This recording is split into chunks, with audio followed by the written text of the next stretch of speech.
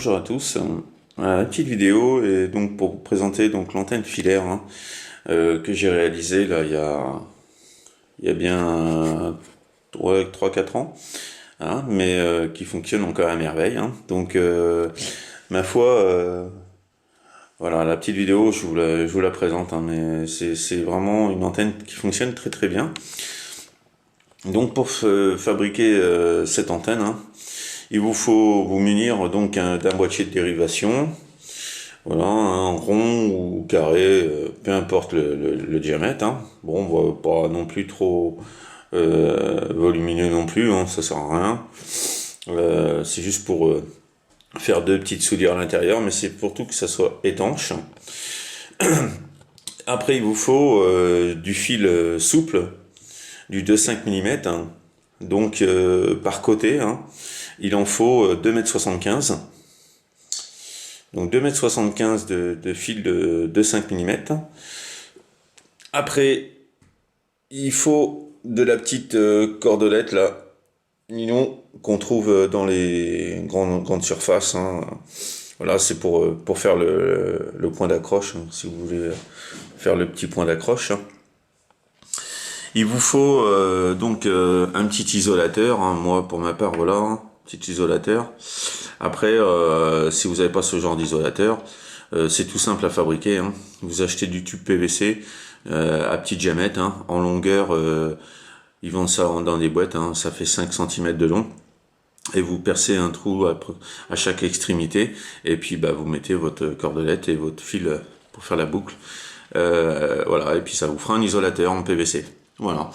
Et puis après, donc vous avez les petits riselants, si vous avez des petits colliers, voilà, comme ça pour faire attacher la boucle. Voilà. Et puis il vous faut aussi vous munir d'une prise châssis 259. Voilà. Prise châssis 259 pour bien sûr la connexion. Donc, alors, comme je vous l'ai expliqué, l'antenne, il vous faut 2,75 m par côté, donc vous les coupez bien avant de faire procéder à la fabrication. Donc vous mesurez 2,75 m, et donc une fois que vous avez donc coupé ces 2,75 m par côté, écoutez, vous passez à l'intérieur, hop, et puis là, voilà, vous pouvez voir que voilà, j'ai mis le côté réception, comme je me suis repéré sur mon petit boîtier, et le côté émission. Voilà. Donc côté émission pour l'âme, et pour la réception, côté masse. Voilà. Donc voilà, vous avez l'âme et la masse là reliée sur un petit vis, un petit boulon et un petit cosse. Donc voilà, tout simple. Et puis ici là, j'ai rattaché le tout pour pas que du tout que ça bouge. Voilà. Donc c'est vraiment bien fixé, parce que quand vous procédez pour l'attacher et l'attendre, le problème, voilà, on tire pas non plus comme des malades dessus, mais le si peu de tension dessus, voilà, quand c'est attaché comme ça, c'est très bien, parce que ça ne bouge pas. Donc voilà. Après la prise châssis, elle est vissée. Voilà, vissée dans le boîtier. Bon, elle a un petit peu, comme vous pouvez voir, elle a un peu de vécu, mais bon, voilà, ça fonctionne toujours aussi bien, et toujours avec un TOS de 1.1, donc voilà. Et puis un petit joint, voilà, un petit joint autour que j'ai fait pour isoler tout ça, voilà, par mauvais temps. Donc voilà, une antenne, voilà, très facile à fabriquer. Donc voilà. Alors, une fois que vous avez fait après vos soudures, ici, donc on va passer au bout. Et puis ici, voilà, vous repliez sur l'extrémité du, donc vous faites une boucle en fait. Et moi, hop, j'ai rabattu la boucle sur une vingtaine de centimètres. Voilà, attaché à 3 colsonnes. Et puis voilà, avec un petit peu de scotch électricien pour que ça tienne encore plus, pour renforcer la chose. Donc voilà, mais voilà, rabattu sur sur une vingtaine de centimètres, hein, donc vraiment tout simple à faire, hein. Voilà, hein, comme antenne, hein. Voilà les amis, bah autrement, voilà, c'est avec cette antenne, hein, j'ai le dernier contact que j'ai effectué, donc elle était montée sur une canne à pêche de 7 mètres, hein, comme d'habitude. Donc le point réception, je le mets toujours vers le bas, le point émission en haut. Et donc bah avec mon petit portatif là, le SS301 là, que vous avez pu voir dans différentes vidéos.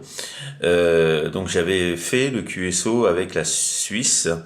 Donc il y avait 1000 km qui nous séparaient, hein, et j'avais 4 watts, hein, et avec cette antenne, hein, donc c'est vraiment voilà, c'est pour dire que ça fonctionne vraiment bien, hein, donc voilà, une antenne équivalente à une demi-onde, hein.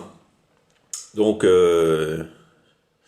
voilà, mais je tiens à faire la petite parenthèse là-dessus, c'est que parfois sur certains schémas on voit des antennes avec des dominos et machin, donc bon, pour ma part je pense que comme ceci, hein, et après vous pourrez juger si vous voulez, pour ma part je pense que ceci est vraiment la chose la plus propre, et surtout plus étanche, parce que bon, quand c'est une antenne qui reste en permanence à votre QRA, par mauvais temps, il n'y a pas de risque d'infiltration de flotte ou qui que ce soit.